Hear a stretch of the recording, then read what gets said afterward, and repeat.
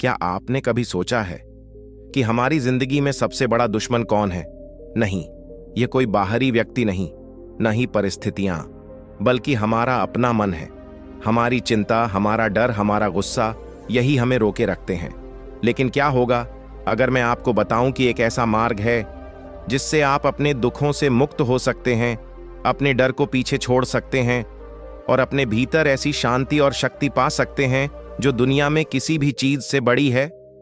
आज हम आपको ले चलेंगे एक ऐसे व्यक्ति की कहानी में जो कभी दुख और निराशा में डूबा था, लेकिन बुद्ध के मार्ग पर चलकर बन गया सच्ची शांति और प्रेरणा का जीवित उदाहरण। इस कहानी में आपको मिलेगा जीवन की सबसे बड़ी परीक्षा का सामना करने का साहस, दुख और भय को पार करने का रास्ता और अपने भीतर छुपी शक्ति और शांति की खोज। तो ध्यान लगाइए, अपने मन को खोलिए, क्योंकि यह कहानी सिर्फ सुनने के लिए नहीं है, यह कहानी आपके जीवन को बदलने के लिए है। तैयार हैं आप उस यात्रा के लिए जो आपके जीवन को नई दिशा देगी? बहुत समय पहले मगध राज्य के एक गांव में भगवान बुद्ध अपने शिष्यों के साथ यात्रा कर रहे थे। उनकी उपस्थिति ही ऐसी थी कि जहां भी वे जाते, लोग स्वतः आकर्षित होकर पास आ जाते। बुद्ध का शांत चेहरा, मधुर वाणी और करुणा से भरी आंखें लोगों के हृदय को छू लेती थीं। उस दिन भी गांव के लोग उत्सुकता से उन्हें देखने आए। सभी बुद्ध के चरणों में बैठ गए और उनकी बातें सुनने लगे। अचानक भीड़ के पीछे से एक आदमी भागता हुआ आया। उसके कपड़े अस्त व्यस्त थे, चेहरा उदासी और क्रोध से भरा था। उसकी आंखों में थकान और बेचैनी साफ दिखाई दे रही थी। वह आदमी बुद्ध के सामने गिर पड़ा और जोर जोर से कहने लगा, गुरुदेव, मेरा जीवन बर्बाद हो चुका है। व्यापार में घाटा, परिवार में झगड़े, मन में शांति नहीं। मैं चाहे जितनी कोशिश कर लूं, लेकिन मुझे केवल दुख ही मिलता है। बताइए, मुझे शांति कब मिलेगी? बुद्ध ने उसे ध्यान से देखा और बड़ी सहजता से पूछा, भाई, क्या तुम सचमुच शांति चाहते हो? आदमी बोला, गुरुदेव, मैं शांति के लिए सब कुछ करने को तैयार हूं, बस मुझे रास्ता दिखाइए। बुद्ध मुस्कुराए। उन्होंने जमीन से एक छोटा सा पत्थर उठाया और उस व्यक्ति के हाथ में रख दिया। फिर बोले, इसे कसकर पकड़ो। वह आदमी पूरे जोर से पत्थर पकड़ने लगा। कुछ ही क्षणों में उसके हाथ की नसें तन गईं और दर्द होने लगा। बुद्ध ने पूछा, अब कैसा लग रहा है? आदमी बोला, हाथ में दर्द हो रहा है। बुद्ध ने कहा, अच्छा, अब इसे छोड़ दो। जैसे ही उसने पत्थर छोड़ा, उसके चेहरे पर राहत दिखी। बुद्ध ने शांत स्वर में कहा, यही जीवन का रहस्य है।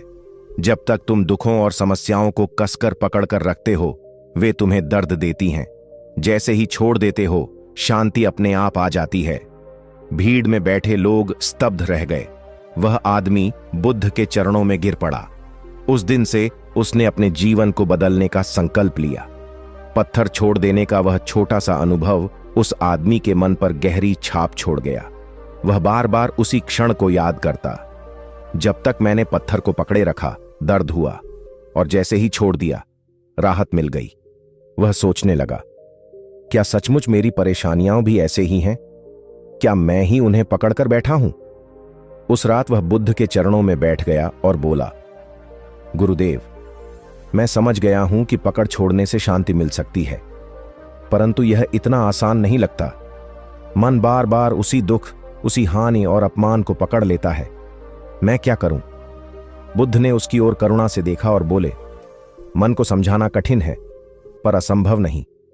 जिस प्रकार एक बच्चा बार बार रोकर वही खिलौना मांगता है जो उसके लिए हानिकारक है, वैसे ही हमारा मन बार बार दुखों को पकड़ लेता है। यदि हम धैर्य और करुणा से उसे सही मार्ग दिखाएं, तो वह धीरे धीरे बदल जाता है। फिर बुद्ध ने एक दृष्टांत सुनाया। दृष्टांत, दो बीज। मान लो किसी खेत में दो बीज हैं। एक बीज किसान सावधानी से बोता है, पानी देता है, मिट्टी उपजाऊ बनाता है। वह बीज धीरे धीरे अंकुर बनकर बड़ा पेड़ बन जाता है, छाया और फल देता है। दूसरे बीज को किसान अनदेखा कर देता है, न पानी न देखभाल। वह बीज सूख जाता है और नष्ट हो जाता है। हमारे विचार भी बीज जैसे हैं। जिस विचार को तुम बार बार पानी दोगे, यानी ध्यान दोगे, उसी का वृक्ष बनेगा। यदि तुम बार बार दुखों को याद करोगे, शिकायत करोगे, तो दुख का पेड़ उगेगा। और यदि करुणा, धैर्य और सकारात्मकता को पोषित करोगे तो शांति का वृक्ष उगेगा। आदमी ध्यान से सुनता रहा। उसके मन में आशा की एक किरण जगी। उसने बुद्ध से पूछा, गुरुदेव, क्या मैं भी अपने विचार बदल सकता हूं? क्या मैं भी शांति पा सकता हूं? बुद्ध ने मुस्कुराते हुए कहा, निश्चित ही, कोई भी इंसान बदल सकता है। जैसे तालाब का पानी गंदा हो, पर यदि उसमें नई धार बहती रहे तो धीरे धीरे पूरा तालाब स्वच्छ हो जाता है। वैसे ही यदि तुम प्रतिदिन अपने मन में अच्छे विचार लाओगे तो धीरे धीरे मन निर्मल हो जाएगा।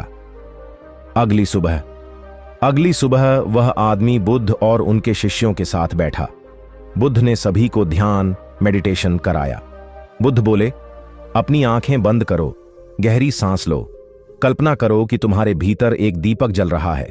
यह दीपक अज्ञान को मिटाकर ज्ञान का प्रकाश फैला रहा है। अब कल्पना करो कि तुम्हारे सारे दुख हवा में उड़ते जा रहे हैं। जैसे पत्थर को छोड़ देने पर हाथ हल्का हो गया था, वैसे ही मन भी हल्का हो रहा है।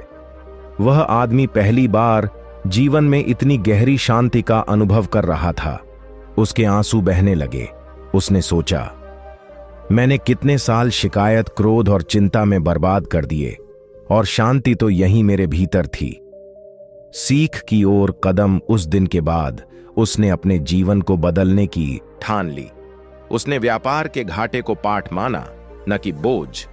उसने परिवार में प्रेम से संवाद करना शुरू किया और हर सुबह ध्यान में बैठकर अपने मन को शांत करना शुरू कर दिया। धीरे धीरे उसके चेहरे पर वही मुस्कान लौट आई जो वर्षों से गायब थी। लोग कहने लगे, यह वही व्यक्ति है जो कल तक दुख से टूटा हुआ था। यह इतना शांत कैसे हो गया? वह विनम्रता से उत्तर देता, यह सब बुद्ध के उपदेश का परिणाम है। उन्होंने मुझे सिखाया कि दुख पकड़ने की चीज नहीं, छोड़ने की चीज है। कुछ दिन बुद्ध के संग रहने के बाद वह आदमी भीतर से हल्का महसूस करने लगा। अब वह हर सुबह ध्यान करता, बुद्ध की बातें सुनता और गांव वालों की सेवा में भी भाग लेता।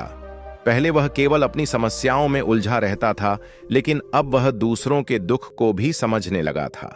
एक दिन उसने बुद्ध से कहा, गुरुदेव, अब मेरा मन कुछ शांत है, परंतु कभी कभी पुरानी बातें याद आ जाती हैं।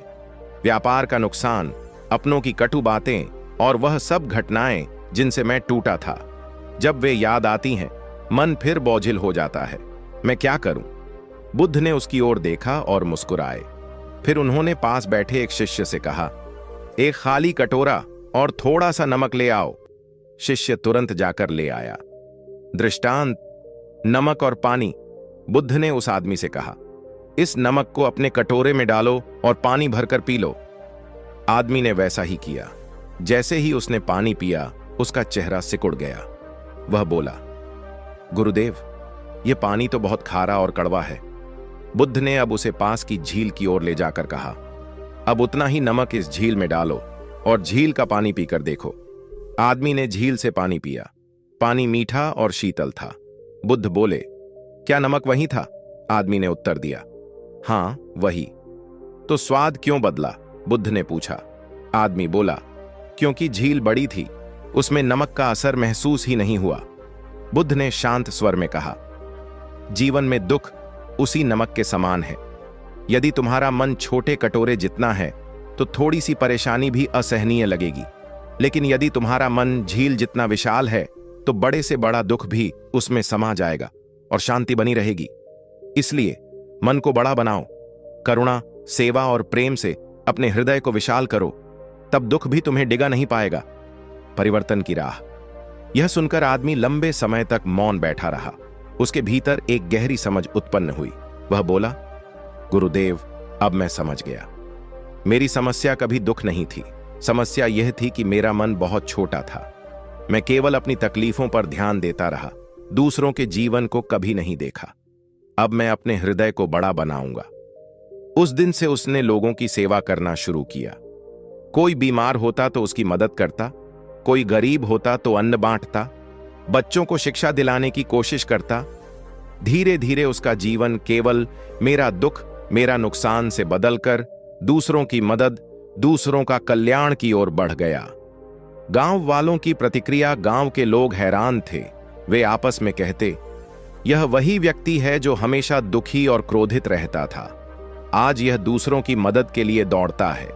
इसके चेहरे पर जो शांति है वह पूरे गांव को बदल रही है। लोग उसके पास आकर अपने दुख साझा करने लगे। वह उन्हें वही बातें समझाता जो बुद्ध ने उसे सिखाई थीं। दुख को पकड़कर मत बैठो, उसे छोड़ना सीखो। मन को झील जितना बड़ा बनाओ, तभी जीवन मीठा लगेगा। गांव के कई लोग बुद्ध के शिष्य बनने लगे। बुद्ध ने मुस्कुराकर कहा, देखो, यह वही आदमी है जो कल तक दुख का बोझ था और आज दूसरों के लिए दीपक बन गया है।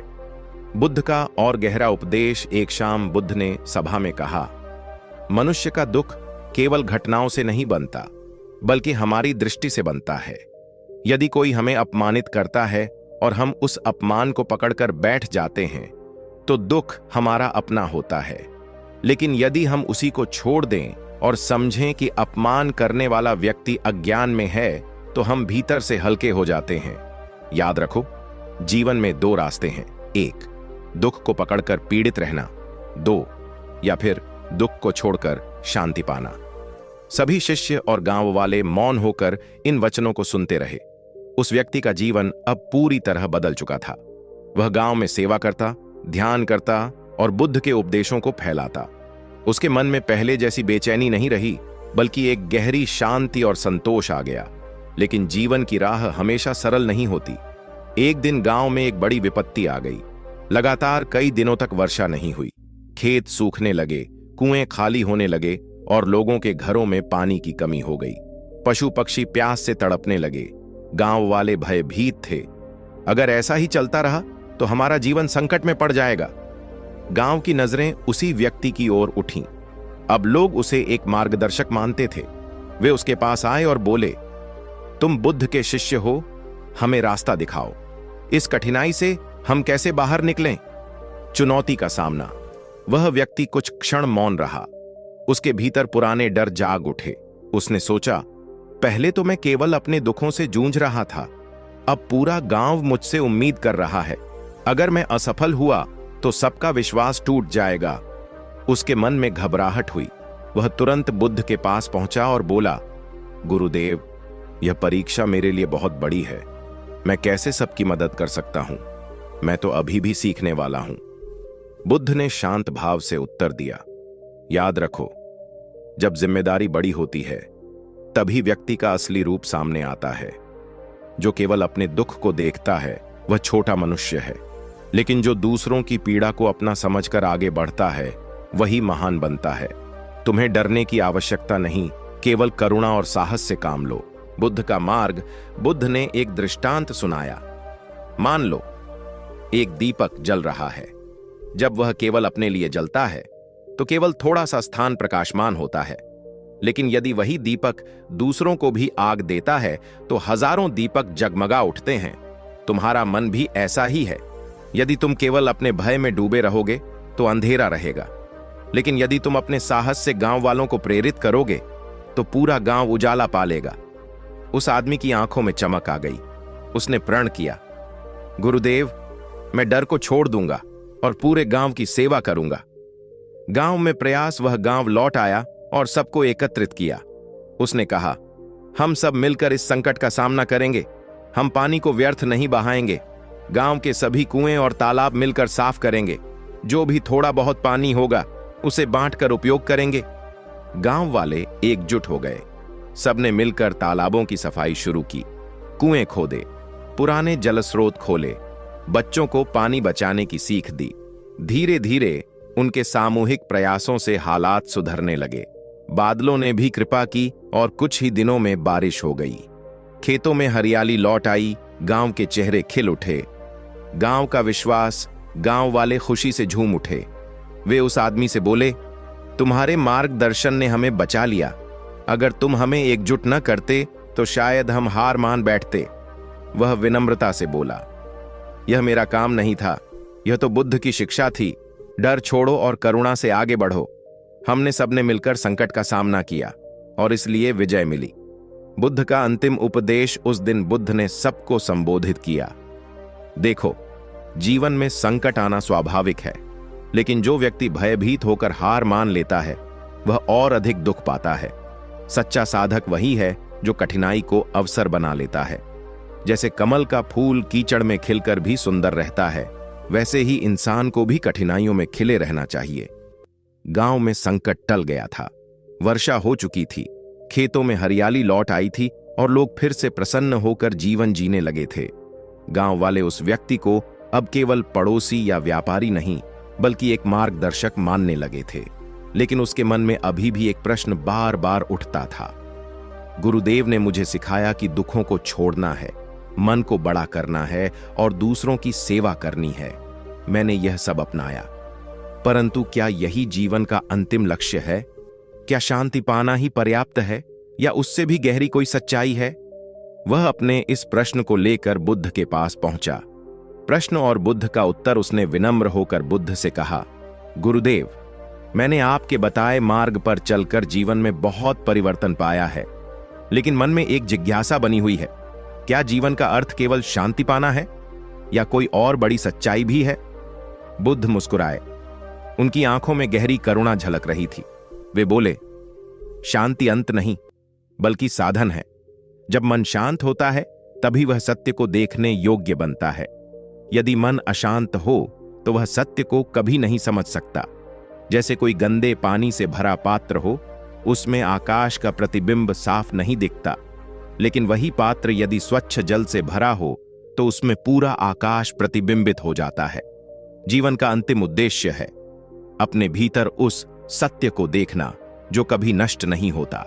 दृष्टांत दीपक और अंधेरा बुद्ध ने आगे समझाया। मान लो एक कक्ष में वर्षों से अंधेरा है।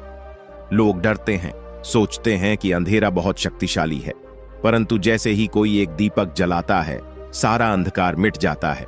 क्या दीपक को अंधकार से लड़ना पड़ा? नहीं, सिर्फ प्रकाश हुआ और अंधकार अपने आप चला गया।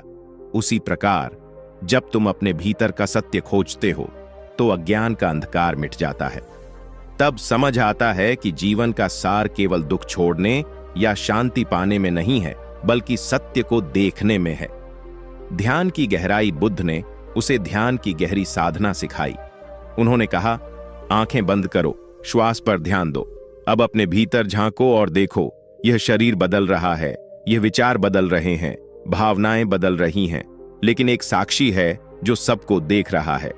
वह न बदलता है, न दुखी होता है। वही तुम्हारा असली स्वरूप है। वह आदमी गहरे ध्यान में चला गया। पहले तो उसके विचार इधर उधर भटकते रहे, लेकिन धीरे धीरे उसका मन स्थिर होने लगा। उसे अनुभव हुआ कि वह शरीर नहीं है, न ही विचारों और भावनाओं का समूह है। उसने भीतर एक ऐसी शांति महसूस की जो शब्दों से परे थी। आत्मबोध की झलक ध्यान से बाहर आते ही उसकी आंखों से आंसू बहने लगे। उसने बुद्ध से कहा, गुरुदेव, आज मैंने पहली बार अनुभव किया कि शांति केवल बाहर खोजने की चीज नहीं, बल्कि भीतर ही मौजूद है। मेरे सारे दुख इसीलिए थे क्योंकि मैं स्वयं को शरीर और मन मानता रहा, परंतु मैं तो कुछ और ही हूं, एक साक्षी, एक शुद्ध चेतना।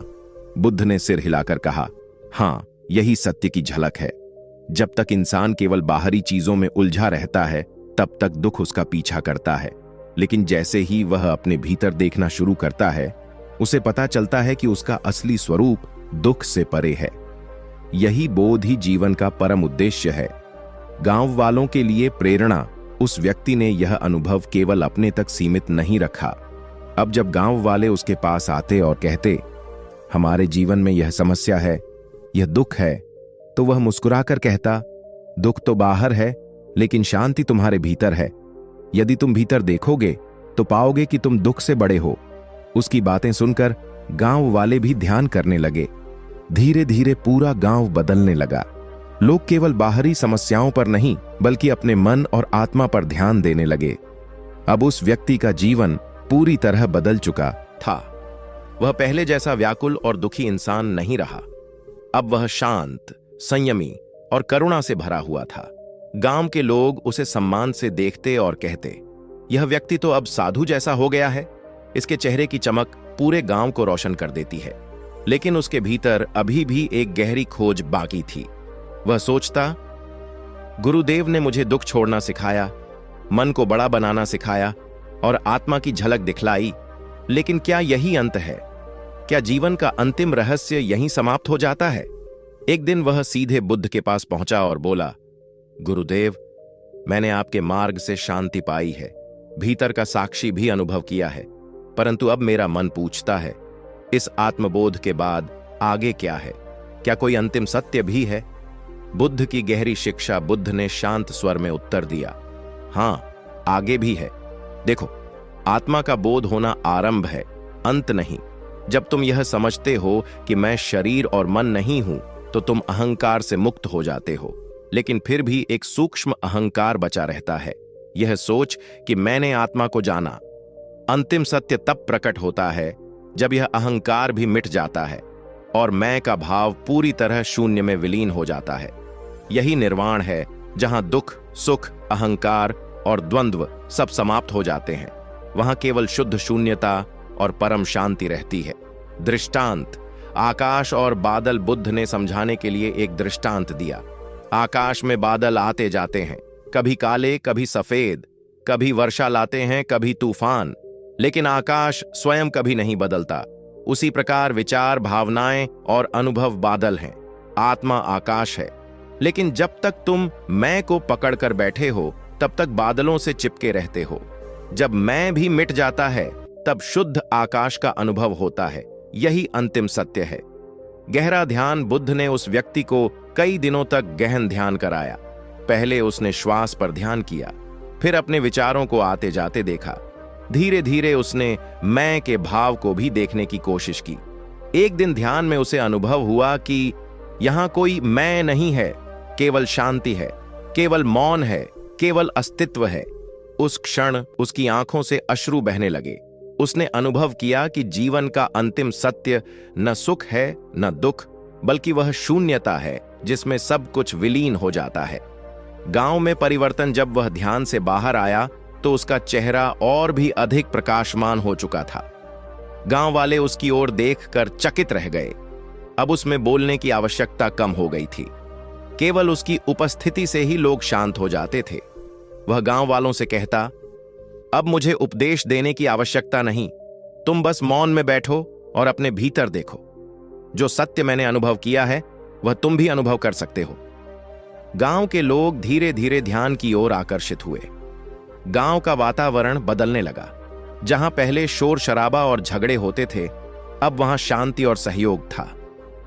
बुद्ध का अंतिम संदेश। उस दिन एक शाम बुद्ध ने गांव में सभा की और कहा, मनुष्य बार बार दुख से भागना चाहता है, लेकिन वह यह नहीं समझता कि दुख से भागने में ही दुख है। सच्ची मुक्ति तब मिलती है जब हम दुख और सुख दोनों को पार कर जाते हैं। जब हम यह जान लेते हैं कि जीवन केवल मेरा या मैं नहीं है, तब हम उस शांति को पा लेते हैं जिसे निर्वाण कहते हैं। और याद रखो, यह किसी और दुनिया की चीज नहीं, यह यहीं और अब भी पाई जा सकती है। उस व्यक्ति ने बुद्ध के मार्ग पर चलते चलते अब निर्वाण की झलक पा ली थी। उसका चेहरा इतना शांत और उज्जवल हो गया था कि जो भी उसे देखता, उसकी बेचैनी मिट जाती। गांव वाले कहते, यह तो साधारण इंसान नहीं रहा, इसका हृदय करुणा का सागर है और इसका मौन ही उपदेश है। धीरे धीरे आसपास के गांवों से लोग भी उसके पास आने लगे। वे पूछते, हमारे जीवन में झगड़े हैं, परेशानियां हैं, गरीबी है, हमें क्या करना चाहिए? वह व्यक्ति मुस्कुराकर केवल यही कहता, जो दुख है उसे पकड़ो मत, जो सुख है उसे भी पकड़ो मत, बस अपने भीतर देखो, वहां जो शांति है वही सच्ची दौलत है। गांव का परिवर्तन। अब उसका गांव पूरी तरह बदल चुका था। पहले जहां लोग छोटी छोटी बातों पर लड़ते थे, अब वे धैर्य से काम लेते। पहले जहां केवल अपनी अपनी जरूरत सोचते थे, अब वे एक दूसरे की मदद करते। पहले जहां डर और लालच था, अब वहां संतोष और शांति थी। गांव में एक बार चोरी की घटना हुई। चोर पकड़ा गया और लोग उसे दंड देना चाहते थे, लेकिन उस व्यक्ति ने कहा, उसे सजा मत दो, उसे करुणा दो। हो सकता है कि उसका पेट भूखा हो या उसका मन अंधकार में डूबा हो। यदि हम उसे प्रेम देंगे तो वह बदल सकता है। लोगों ने उसकी बात मानी। चोर को भोजन दिया गया और उसके जीवन सुधारने में मदद की गई। वह चोर भी बदल गया और गांव की सेवा में लग गया। बुद्ध का आशीर्वाद। जब बुद्ध ने यह सब देखा तो वे प्रसन्न हुए और अपने शिष्यों से बोले, देखो, यही है धर्म का वास्तविक प्रभाव। सच्चा साधक केवल अपने जीवन को नहीं बदलता, बल्कि पूरे समाज को बदल देता है। जब एक दीपक जलता है तो हजारों दीपकों को रोशनी देता है। यह व्यक्ति अब दूसरों के लिए दीपक बन चुका है। वह व्यक्ति बुद्ध के चरणों में गिर पड़ा और बोला, गुरुदेव, यह सब आपकी करुणा से संभव हुआ। आपने मुझे दिखाया कि दुख को छोड़ना है, मन को बड़ा करना है, आत्मा को पहचानना है और अंत में मैं को भी मिटाना है। यही शिक्षा मैं अब दूसरों तक पहुंचा रहा हूं। बुद्ध ने शांत स्वर में कहा, याद रखो, मैंने केवल द्वार दिखाया, भीतर प्रवेश तुमने स्वयं किया। यही है साधना की शक्ति, एक नई यात्रा। अब वह व्यक्ति गांव गांव घूमने लगा। जहां भी जाता लोगों को ध्यान करना सिखाता। वह कहता, ध्यान कोई कठिन साधना नहीं है, यह तो केवल अपने भीतर झांकने की कला है।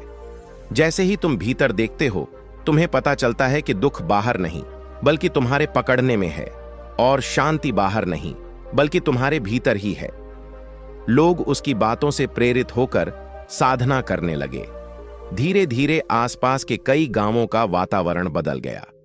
एक बड़ी सभा, एक बार पास के नगर में एक बड़ी सभा रखी गई जिसमें हजारों लोग आए। लोगों ने उस व्यक्ति से कहा, हमें कोई ऐसा मंत्र दीजिए जिसे सुनकर हम जीवन की परेशानियों से मुक्त हो सकें। वह व्यक्ति मौन रहा। कुछ देर तक उसने कुछ नहीं कहा। लोग हैरान हो गए, क्या यह हमें कोई शिक्षा नहीं देगा? फिर वह बोला, यही मेरा मंत्र है, मौन। जब तुम भीतर मौन हो जाओगे तो सभी उत्तर तुम्हें स्वयं मिलेंगे। शब्द केवल संकेत हैं, पर सत्य मौन में प्रकट होता है। सभा में गहरा मौन छा गया। लोगों ने अनुभव किया कि उनके भीतर भी एक अजीब सी शांति उतर आई है। जीवन की पराकाष्ठा अब उस व्यक्ति की ख्याति दूर दूर तक फैल गई थी। लेकिन वह स्वयं को कभी गुरु नहीं मानता था। वह हमेशा कहता, मैं केवल एक साधारण इंसान हूं जिसे गुरुदेव बुद्ध ने सही मार्ग दिखाया। यदि मैं बदल सकता हूं तो कोई भी बदल सकता है। उसका जीवन एक जीवित प्रमाण बन गया कि दुख से शांति की यात्रा संभव है, अंधकार से प्रकाश की ओर बढ़ा जा सकता है, और एक व्यक्ति पूरे समाज को बदल सकता है।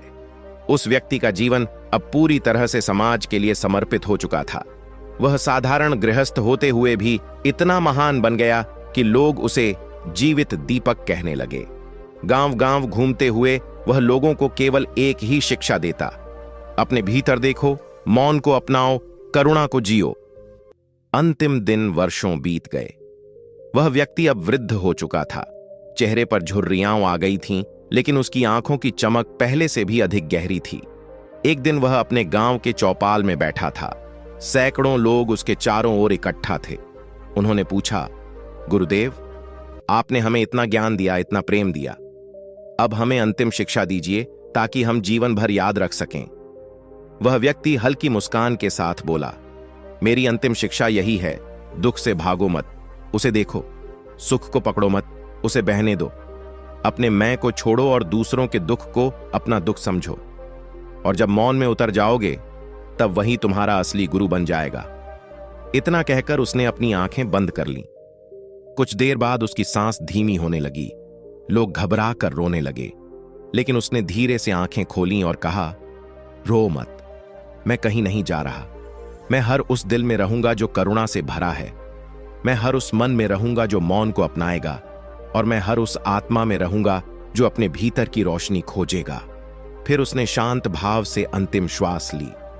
लोगों का रूपांतरण, उसकी मृत्यु पर गांव और आसपास के लोग बहुत दुखी हुए, लेकिन धीरे धीरे उन्हें एहसास हुआ कि उसने तो उन्हें जीने का असली मार्ग दे दिया है। लोग अब पहले से अधिक एक दूसरे की मदद करने लगे। झगड़े लगभग समाप्त हो गए। गांव के बच्चे ध्यान करना सीख गए। महिलाएं आपसी सहयोग से गांव को सुंदर बनाने लगीं। पुरुष मेहनत के साथ साथ करुणा से भरकर जीवन जीने लगे। उस व्यक्ति का नाम पीढ़ियों तक लिया जाने लगा। लोग अपने बच्चों को उसकी कहानी सुनाकर कहते, देखो कैसे एक साधारण व्यक्ति भी बुद्ध के मार्ग पर चलकर दिव्य बन सकता है। आने वाली पीढ़ियां, समय बीतता गया। वर्षों बाद भी उसकी शिक्षा लोगों के दिलों में जीवित रही। कई संत और विद्वान जब उस गांव में आते तो कहते, यह गांव हमें अलग क्यों लगता है? यहां इतनी शांति क्यों है? गांव वाले मुस्कुराकर उत्तर देते, क्योंकि यहां एक बार एक साधारण आदमी ने बुद्ध का मार्ग अपनाया था और उसने हमें दिखाया कि असली जीवन कैसा होता है। उसकी स्मृति में गांव वालों ने कोई मंदिर या मूर्ति नहीं बनाई, क्योंकि उसने कहा था, मेरे नाम का स्मारक मत बनाना। यदि स्मारक बनाना ही है तो अपने भीतर बनाओ। जब भी तुम करुणा दिखाओगे वही मेरा मंदिर होगा। जब भी तुम मौन में उतरोगे वही मेरी मूर्ति होगी।